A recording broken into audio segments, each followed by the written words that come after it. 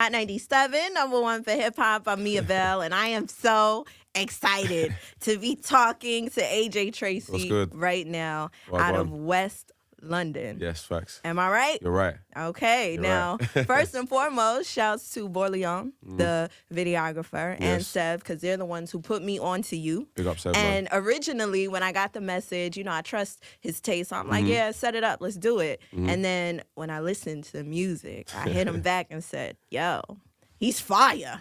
Thank you. I appreciate it. I'm excited.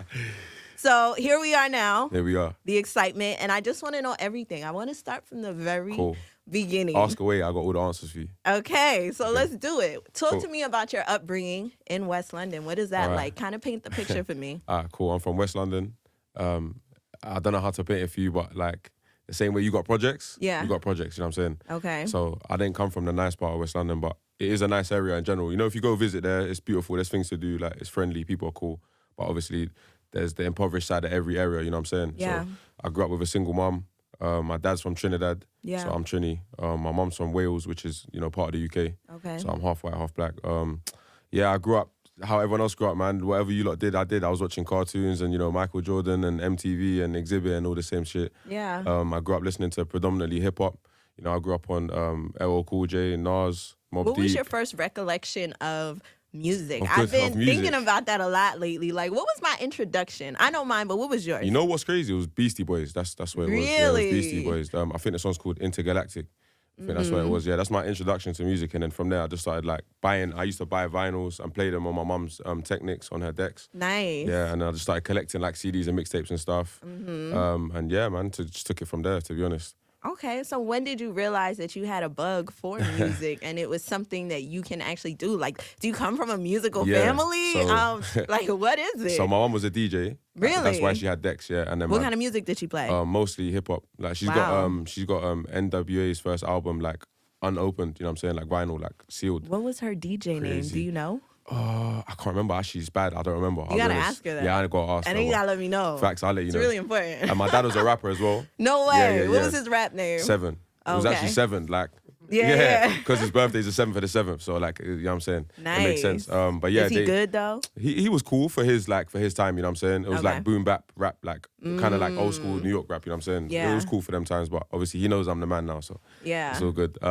But yeah, I grew up under those two teaching me music, and I guess when I was about 6 years old, I started writing lyrics. Okay. And it just sounded good for a 6-year-old, you know what I'm saying? Ahead of my time for a 6-year-old. So my mom was like, yeah, you should just keep, you know what I'm saying? She nurtured it. She was like, yeah, you should keep writing bars. I used to love poetry and history and stuff and reading. Nice. So I just kind of worked on my vocabulary and started making as many bars. Okay, now what was school life for you? Talk me through high school. What was AJ like in high school? Cool. High school, I was short. I'm 6'3" now, but I was short. I was chubby. I don't believe it. I promise. I was short, I was chubby, and I wasn't really that cool. I'm not gonna lie to you. I wasn't in that high cool. school? Yeah, I wasn't that cool. When did you have your growth spurt? When I was just about to leave. When I was just about to leave school. So we call it year 11, which is grade. What grade is that? Is that 11th grade here? No, that would be 10th grade, I think, something like that. But yeah, in year 11, when I was about to leave school, I just got tall, you know what I'm saying? I got sexy for my age. I could rap. My voice got deeper.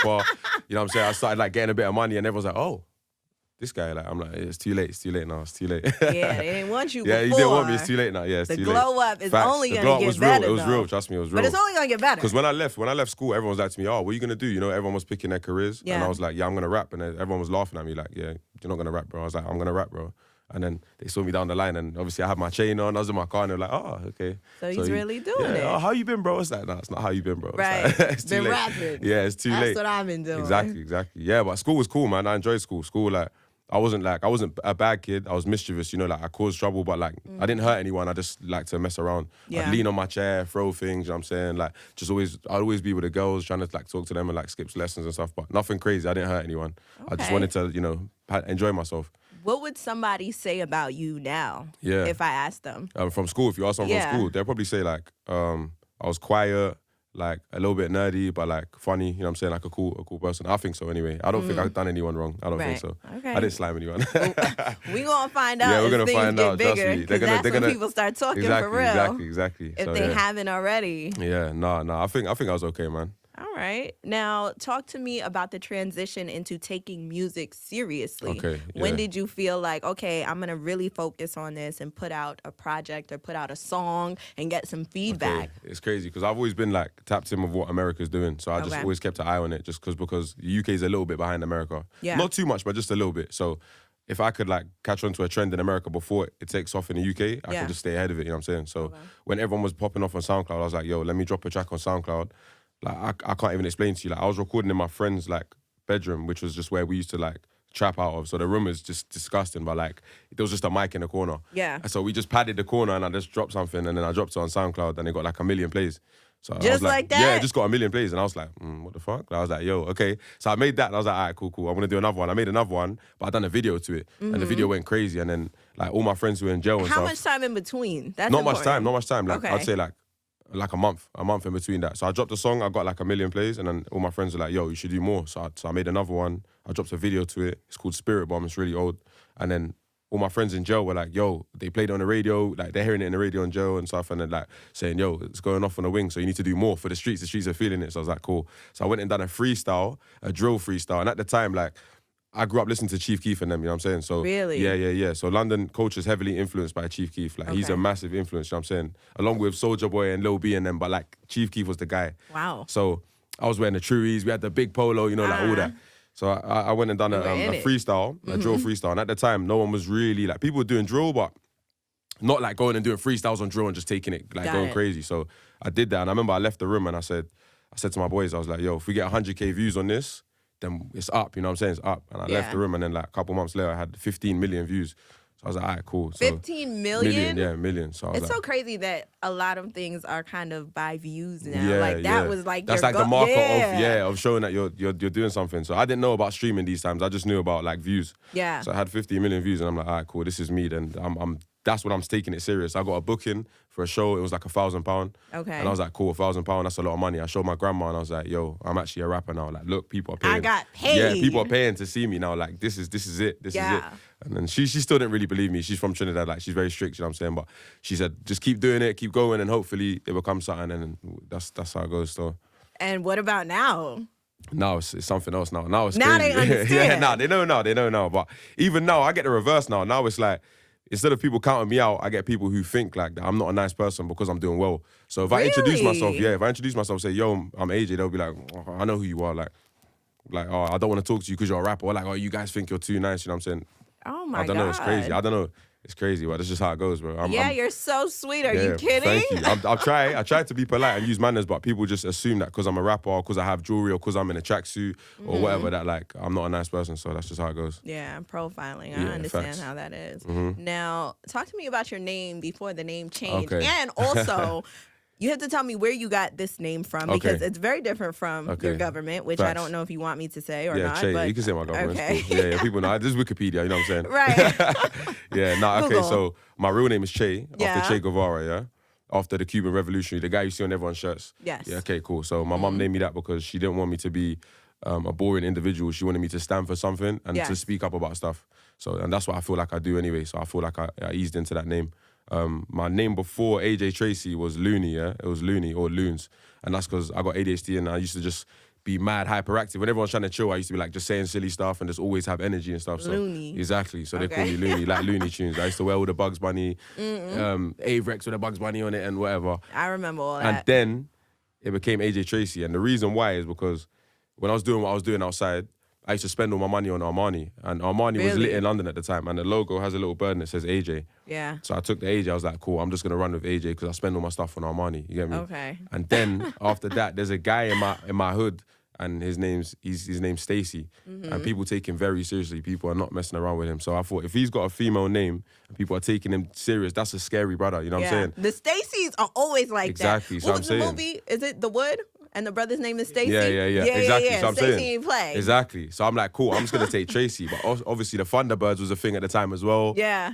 they go, all right, cool. So I just added up. It just sounded like a government name. AJ Tracey sounds like a real name. It does. That's why I was like, where did he get that from? Because and in it's the not UK, I need the white community to buy into my music. So there's no way that a white mom's gonna buy her kid something by Looney or Loons. Like, it sounds mad gang, you know what I'm saying? Yeah. So AJ Tracey's like, oh, okay, yeah, like, I'll buy you this record, you know what I'm saying? And here we are. It was more of a business move than a, you know what I'm saying? Yeah. Like, when I was in the hood, like, no one called me AJ. That's not my name, you know what I'm saying? People just call me Loons. So for me to transition, now people call me Age or AJ. It's like, sometimes it catches me and I'm like, that's not really my name, you know what I'm saying? Yeah. I don't really wear it like it's my actual name. I wear it like it's my stage name. Okay. And then people who know me, like, people don't really call me Che. Like, if someone calls me Che, it's either a girl trying to prove that she knows me or likes my mum, you know what I'm saying? Right. No one really calls me that. So yeah, that's the name. That's the story behind the name. The story. You cleared that up. Okay. Got it. Smooth. Now, that is what you named your debut album. Yeah, facts. Which went gold. Yes.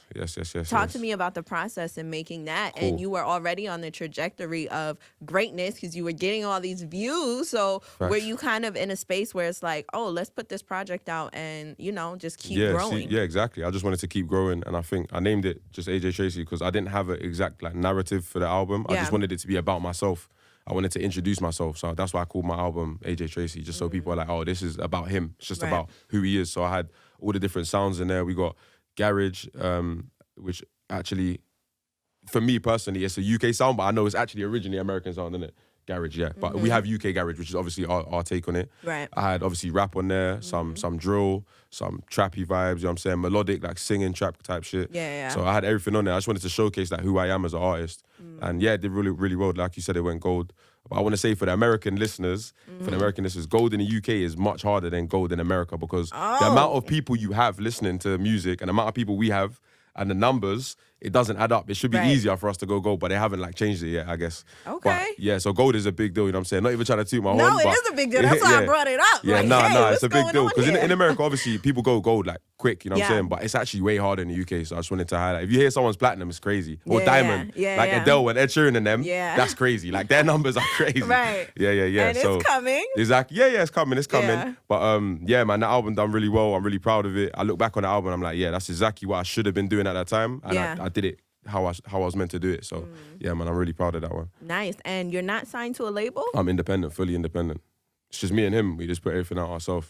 Have you been getting? How did you and him meet? Tell me who him is. Tell everybody who him is. Andy's in the back over there. He's my manager. Basically, he just basically hit me and was like, "Yo, I love what you're doing. I love your music. Yeah. Like, I think what you're doing is really cool. I'd love to work with you. There's no pressure. Like, you ain't got to sign anything. Just work with me for a few months. And if you like what I'm doing for you, then we can get it cracking. You know what I'm saying? So I worked with him, and he got me my first couple shows.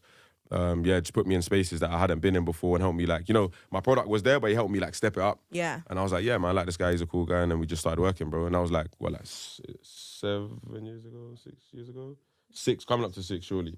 6, I don't know. COVID's messed up my clock, but about 6 years ago. Yeah. So it was a long time. I'm 27 now, so when I was 21, I met him. Got it. So that's a long time, man. We've been working for a while. But yeah, he's a good guy, and he helps me boost the product to where it needs to be. You know what I'm saying? There's a lot of things that I don't see. I'm just making the music. Yeah. So there's a lot of things I don't see, and he'll just capitalize on that and say, yo, you should maybe do this with that and da-da-da-da-da. So yeah. Nice. Yeah, it's cool. So have the labels been hitting you up? Yeah, the labels have been hitting me up. Actually, the first label that really wanted to sign me was an American label, actually. Okay. Because when I dropped one of my first songs, I had a lot of traction over here.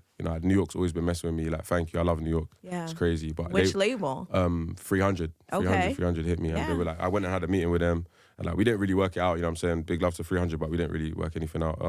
And then I'm glad I didn't sign it, I'll be honest, because the amount of money I made after that was crazy. So if I'd signed that, I probably wouldn't have done as well financially as I'm doing now. Yeah, and that's with anything. Being independent is always going to be more lucrative. It's a risk, you know what I'm saying? But you got to bet on yourself. You got to feel like I can do this myself. I have faith in myself. So I was like, yeah, I'm going to leave that on ice for now, and we'll just see where it goes. So, but now, today, there's labels talking to me, but I think they kind of know in the UK that without their help, I'm going to do well regardless. Yeah. So, and they know I know that. Okay. And I know how it works. I know how the business works. I know how much money I'm making and I should make. So for them to offer me a deal, it's quite hard because I'm educated. Yeah. So they have to offer me a deal that's not really worth it for them, for me to want to take it. Right, and they're probably not going to do that. Exactly. So that's why we're at a stalemate. You see what I'm saying? Yeah. Yeah, exactly. But you never know. Someone might come forward and just be like, yo, I love AJ so much. I'm just going to, so we'll see. And for me, it's less about the bag. It's more about what you can do for me. You know what I'm saying? Right. What the angle is and what the blueprint is. Yes. Okay, yeah. And that's what's most important. important. Facts. That's what's so most that important. in the end, you're continuing to win as opposed to wrapped up in all these legal. Exactly. And I gotta own my masters, man. I have to own my masters. Like, I do right now, and I don't wanna let go of them because you better not. It's not. That's my power, man. That's my superpower. I have to own them. I want to be like 60, 70 years old, still getting a residual check. Yeah. I need that. And not having to buy it back from Facts, somebody. Facts. And my kids need that. Yeah. Well, I don't have kids yet, but when I have kids, my kids will need that. Yeah, you're thinking for the future. That's great. Exactly. You have to. Who are some of your musical influences? Cool. So my influences are Skepta. Obviously, that's my favorite rapper personally. Okay. Well, that's my favorite UK rapper. My favorite rapper of all time is Nas. I feel like Nas is the greatest to ever do it personally. Same. Personally, I really do. I feel like when he tells stories, that you're inside the story. You know what I'm saying? Shouts to Nas. Yeah, man. Crazy. Who else? Big Pun, Big L, DMX, rest in peace. Yeah. Of course, like Pop Smoke, rest in peace. You know what I'm saying? I have loads of influences. I'm influenced by anything and everything around me. Yeah. Like, I could have come in this building and just like the effort to get into the building might inspire me to go studio tonight and write some shit, you know what I'm saying? Yeah. Anything. I'm just inspired by everything. Food, like obviously lifestyle, cars, clothes, jewelry, whatever, yeah, of course, but more so about experiences. Like when I go on holiday or when I see new things or even coming to New York and seeing bits of life that I've never seen before. Yeah. Now you said you're familiar with New York. You've been here many times before because it's similar to London. Where you are in London. I stayed, actually, the first time I stayed in New York for an extended period of time, I think it was like a month, and I slept on my friend's floor in Ridgewood. Mm-hmm. Yeah, and I just got to experience the community and just like be normal and be outside, you know what I'm saying? And just experience it. I got a lot of friends through like ASAP Mob and stuff, they're friends of mine, and I'm just always around, bro. I'm always around. Okay. Yeah. Yeah, you got to make yourself accessible, especially when, you're growing in the way that you are with the music. I want to talk about Flu. Yeah. Because this is the album that I listened to on my way here. I appreciate it. Front to back. Twice. Okay. I didn't skip the second time. First time I always listen front to back just to, just to see like in order how it goes. Yeah, and I let it play again and I said, damn, this is good. Thank you. I appreciate it. Perfect Storm, I really like. Thank you. Coop, I really like. Yeah, thank you. Shout out Kalani. There's another one. I think it's Love Me More. Oh, Love Me a Little More. Yeah, Love Me a Little More. Yeah, a little more love. Which one? Yeah, Little More Love. That's what's cool. But the hook says Love Me a Little More. Yeah. That's like a 50 Cent type of vibe, you know what I'm saying? I was trying to go for the 50 bounce on that one. Glocky? Yeah, Glocky. Yeah, that's one of my favorites. I don't think he likes that one, but that's one of my favorites, yeah. And Cherry Blossom. Oh, that's one of my favorites as well. Just see the heavy bass, like that's my shit. Yeah, I was like, oh shit, that's when I hit him up like, oh, I like this. When I listen to Cherry Blossom. I appreciate it, thank you. And you also have Summertime Shootout. Yes, with T-Pain, the OG. Yeah. The OG. There's a video for that one as well. Okay, so I have to check that out. Yeah, check out the video. Because I listened to the single first and was like, shout out T-Pain, man. Good guy. Yeah. Yeah. Now, talk to me about putting this album together and some of the features that you had on. Because you know what? Before even looking to see who the features were, I just played the music. I respect that. And I went back and was like, oh, that was that was Kaylani. Yeah. So talk to me about some of the collabs and how that happened for you. Okay, cool. So we got on the track number 9, we got Sar Baby. Yeah. Who's a good friend of mine. He's super dope. I feel like everyone rates Sar Baby. I don't know anyone who doesn't like his music, but he's very particular. He doesn't work with everyone. Okay. So the fact that he works with me quite frequently, obviously, it's great for me, you know what I'm saying? I feel good about that because it means that he obviously fucks with me. Yeah, exactly. But yeah, him and his whole family are like super solid people, really nice, polite people. Right. Shout out to them. Also on that track, there's a girl called Millie Go Lightly. She's from London, actually. She's from West London, but she lives in Atlanta. Okay. She's with Fug and them, with YSL. So she's really hard. She like spits in and she like sings in an English accent. Yeah. It's very pronounced. It sounds very posh and proper. But what she's talking about is like some hood shit. So like, you know what I'm saying? It's hard. So we got her, and then we got obviously Kalani. Yeah. Shout out Kalani, that's my dog. Her manager as well, David, that's my guy. Yeah. They showed me a lot of love from when I was like first coming over to the States when I was a little kid and shit. So she bodied that track. I was gonna fact, ask you. No, she killed it. She killed who it. It was, and then when I looked, I'm like, that's Kaylani. Yeah, no, she killed it. She girl. killed it. She killed it. She killed it. I didn't even stand a chance. Like me being on the track was cool, but she just killed it. Yeah. So we got that. Obviously the OG T-Pain. Yeah. I feel like everyone in the UK and the States who's using auto-tune, you owe it to him. Yeah. So that's like a homage thing, you know what I'm saying? Like I look up to T-Pain and I grew up listening to him, so it was really cool to get him on the track. I had to take the hook because like putting T-Pain on the track, you'd automatically think that he's gonna do the hook. Absolutely. But I was like, nah, let me do the hook and let him be free and do a verse, you know what I'm saying? And that's what stood out about that record. Yeah, facts. That's why I had to do that. I'm a fan of doing that. I like putting people who are really good at hooks on the verse, and I take the hook. Yeah. Because I want to prove to people, man, I can do this, you know what I'm saying? It's not always the easy way out. The easy way out is boring to me. And what I like about the project is you give us so many different sounds. Exactly. That's what I'm always going for. Okay, he knows how to talk to the ladies, and he knows how to do the little trap joint. Yeah, just feel me. It has to be, I have to give a piece of everything. That's me. That's really me as an artist. I need to do everything. I hate being in a box, you know what I'm saying? Yeah. If it's drill, we can get drilly. If it's, you know what I'm saying, if it's talking for the ladies, something smooth, we can do that. It's whatever. I see. Yeah. Very well at that. We got to talk about the ladies too. Facts. What is happening in that world? Do they see that you glue up? You know what? And they're like, wow, what's going on? Or did they always know? Are you in a relationship, single, complicated? What is the situation? So my relationship status is I'm with my girlfriend right now. Very good. I love her to death, you know what I'm saying? See, that's she holds the me energy down. I'm talking about. Yeah, but she holds me down. She's a nice person, you know what I'm saying? She's a genuine person, and she don't care about like designer stuff or whatever. She's got her own money. She's successful. Like, it's just cool, you know what I'm saying? Yeah.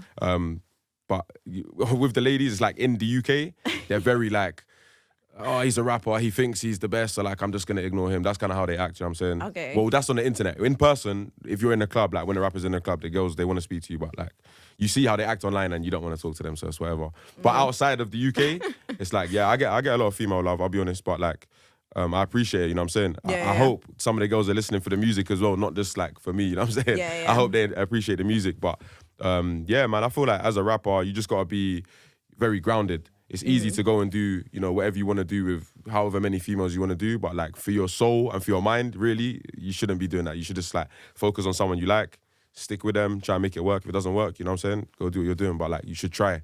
And for the future, I feel like building for the future is key. I need to know that the girl that I'm with, you know, if she's not black, she's gonna understand how to have black kids, how to look after their hair, how to introduce them to black culture. Yeah. I need to know that the mother of my child is gonna be adequate. You know what I'm saying? I don't want to be with someone like Bozo, so like no, that's really important. No, super important. It's super important in this day and age, and not even just in this but day in general, and age. In general, and like racism's so crazy in the UK. It's like I need my girl to understand that if my kids are racially abused, even if it's a microaggression, they need to understand that it is abuse. And like people shouldn't be talking to them a certain way. Yeah, it's crazy because you can change someone's whole outlook on life. Like when I grew up, I used to go into shops and like they'll follow me around or like ask me why I'm in here. You know what I'm saying? And it just makes you super like tense. Like you don't want to be anywhere. You feel angry all the time. And you almost don't even understand why at first until it's brought to your attention. Have you seen Colin in Black and White on Netflix? I haven't. You have to see it because it's all about that. Is that what it's about? Yeah. Okay, yes. I'll watch it. Growing up as a biracial kid, a black kid.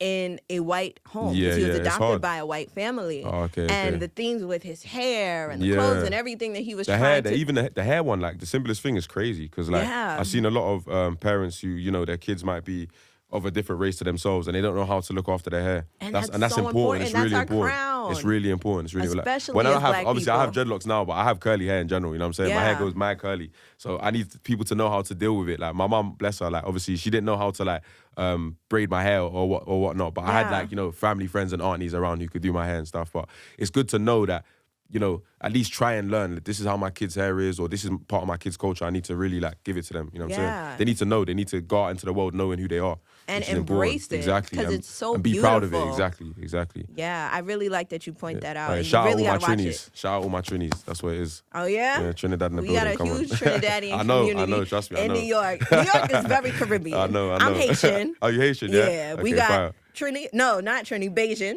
Antigua. Antigua's nice, bro. Yeah, a lot of that in New York, so you understand. But that's why I feel comfortable here, man. That's what I was saying to you. It's similar to London. We got a big Caribbean community in London as well. Yeah. Yeah. That's beautiful. Oh man, I'm wishing you all of the success. You gotta tell us, what else are you working on, and where do you want to take this? Cool. What am I working on? I'm just working on new music, a new album at some point. You know what I'm saying? I want to take it as far as I can take it before I go to sleep. You know what I'm saying? I'm just trying to work on new music. I'm going to be back in America in March. I'm on tour with Amine. I'm supporting Amine. Nice. So I'll be over here. I got some shows in New York. I'm going to pop out, man. We outside. Come with me.